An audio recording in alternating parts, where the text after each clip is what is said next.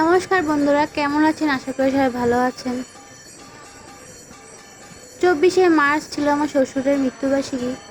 ওই দিন আমার শ্বশুরের 2 বছর পূর্ণ হলো মৃত্যুর।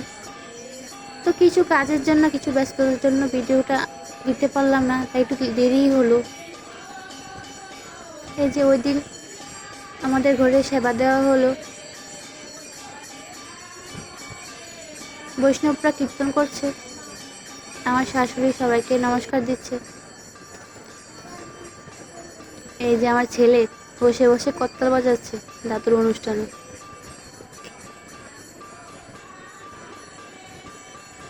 সবই অনুষ্ঠান সুন্দরভাবে কাটলো। এই যে আজকে ভোগের রান্না সব এখানে, এটা আমাদের রান্নাঘর।